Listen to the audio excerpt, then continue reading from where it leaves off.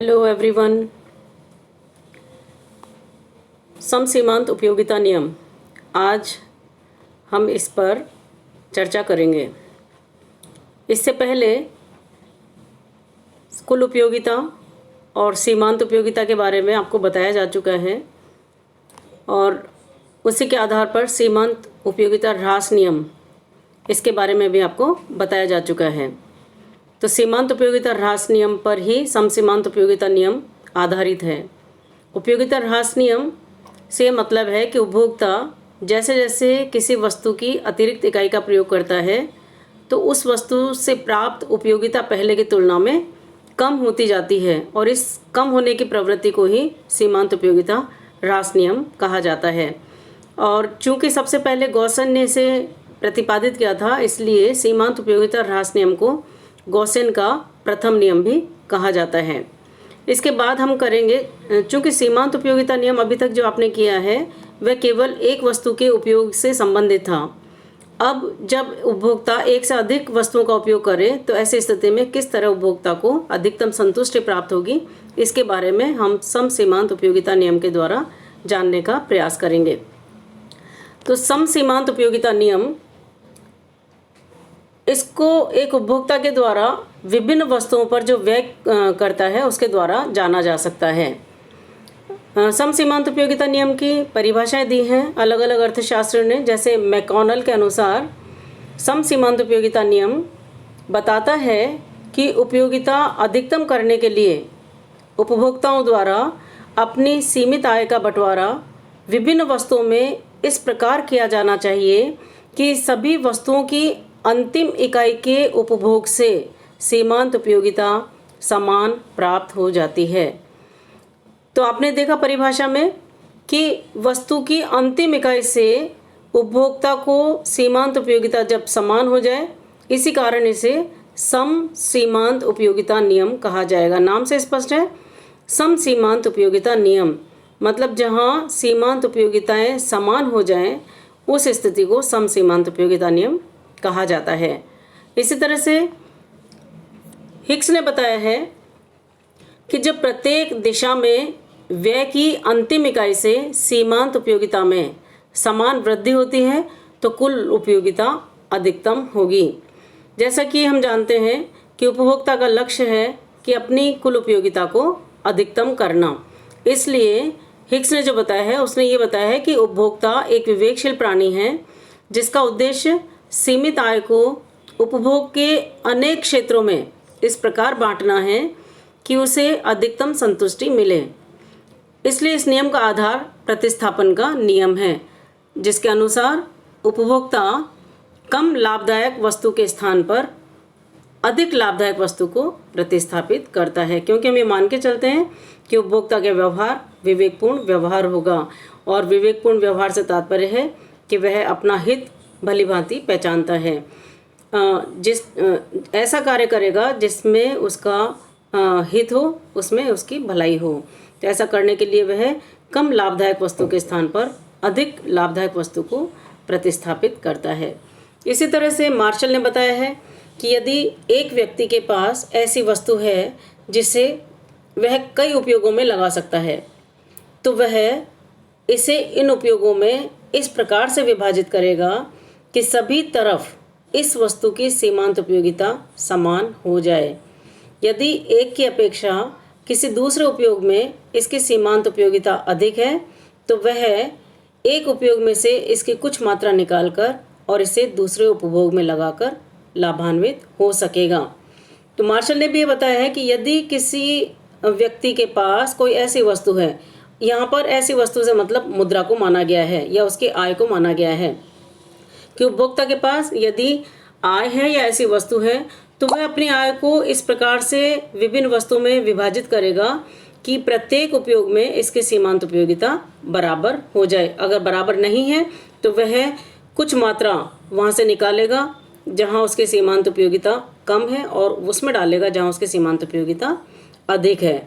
इस प्रकार चाहे हिक्स ने, मार्शल ने, मैकॉनल ने, इन्होंने सबने समसीमांत उपयोगिता नियम को परिभाषित किया है और ये बताया है, सबसे निष्कर्ष यही निकलता है कि एक उपभोक्ता जब एक से अधिक वस्तुओं का प्रयोग करता है तो वह इन विभिन्न वस्तुओं में अपनी मुद्रा या अपनी आय को इस प्रकार से अरेंज करेगा, इस प्रकार से व्यवस्थित करेगा कि विभिन्न वस्तुओं से प्राप्त सीमांत उपयोगिताएं हर दृष्टि से हर क्षेत्र में वह समान हो जाए। इसीलिए इसे सम सीमांत उपयोगिता नियम कहा जाता है। अब आप देखोगे कि सम सीमांत उपयोगिता नियम, इसको तालिका के द्वारा भी दर्शाया गया है। तालिका में आप देख रहे हो 3 कॉलम बनाए गए हैं। फर्स्ट कॉलम में वस्तु से की इकाइयाँ हैं, सेकंड में एक्स वस्तु की सीमांत उपयोगिता और तीसरे कॉलम में वाई वस्तु की सीमांत उपयोगिता को दर्शाया गया है।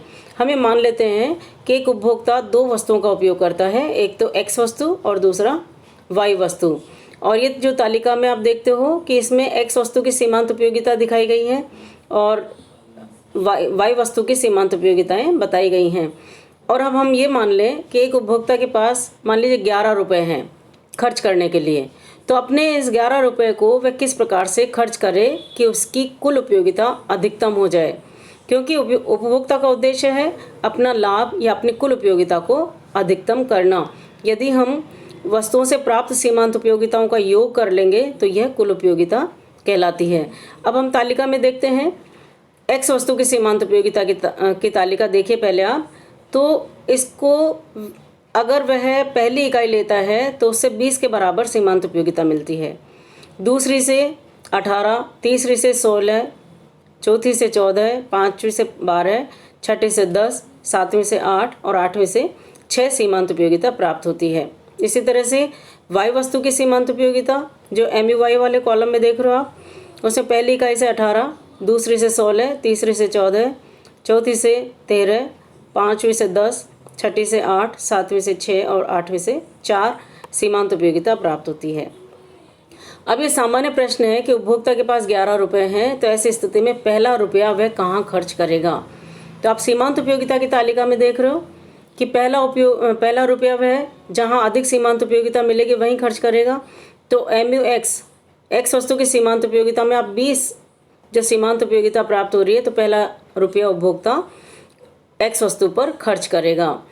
दूसरा रुपया वह एक्स पर भी खर्च कर सकता है और वाई पर भी, क्योंकि दोनों में उसे 18 के बराबर सीमांत उपयोगिता प्राप्त हो रही है। तो मान लीजिए दूसरा रुपया उसने वाई पर किया तो तीसरा वह एक्स पर करेगा। इसी तरह से चौथा रुपया वह एक्स और वाई दोनों में कर सकता है, क्योंकि दोनों में 16 के बराबर सीमांत उपयोगिता प्राप्त हो रही है। तो चौथा रुपया अगर वह वाई पर करता है तो पाँचवां एक्स पर करेगा। छठा रुपया भी वह या तो एक्स पर या वाई पर कर सकता है, दोनों में 14 के बराबर सीमांत उपयोगिता मिल रही है। तो छठा यदि वाई पर करता है तो सातवां वह एक्स पर करेगा। आठवां रुपया, अब आप देखो आठवां रुपया वह वहाँ खर्च करेगा जहाँ अधिक सीमांत उपयोगिता मिलेगी, तो आठवां रुपया वह वाई पर खर्च करेगा, 13 के बराबर सीमांत उपयोगिता मिल रही है। नवां रुपया वह एक्स पर करेगा, 12 के बराबर सीमांत उपयोगिता। इसी तरह से 10वां और 11वां रुपया वह या तो वाई पर या एक्स पर करेगा, तो दोनों पर उसे समांत उपयोगिता मिलती है। इस प्रकार एक उपभोक्ता के पास 11 रुपये हैं, तो व्यय की अंतिम इकाई एक्स पर व्यय की अंतिम इकाई है जिससे 10 के बराबर सीमांत उपयोगिता मिलती है। वाई की अंतिम इकाई है, वहाँ भी 10 के बराबर सीमांत उपयोगिता मिलती है। लेकिन वह एक्स पर 6 रुपये व्यय करता है और वाई पर 5 रुपये व्यय करता है, तो इस तरह से वह 11 रुपये व्यय करके अपनी कुल उपयोगिता को अधिकतम कर सकता है। एक्स पर व्यय करने पर 6 इकाइयों से प्राप्त सीमांत उपयोगिता का योग 90 के बराबर है, जबकि वाई वस्तु पर जब 5 इकाइयाँ लेता है तो उससे प्राप्त सीमांत उपयोगिता 71 है। इस प्रकार दोनों का टोटल 161 161 जो कुल उपयोगिता है वह दोनों वस्तुओं से प्राप्त सीमांत उपयोगिताओं का योग है। अगर उपभोक्ता ऐसा नहीं करता, यदि वह इसके अनुसार अपना व्यय नहीं करता, तो उसे कुल उपयोगिता में कमी का सामना करना पड़ता है। आप देखो तालिका में अगर वह 5वां रुपया वाई पर खर्च ना करके एक्स पर खर्च करे तो ऐसी स्थिति में उसे लॉस हो जाएगा 10 का, जबकि एक्स पर खर्च करेगा तो मिलेगा उसे 8 सीमांत उपयोगिता, यानी कुल मिला के 2 सीमांत उपयोगिता का उसको नुकसान का सामना करना पड़ेगा।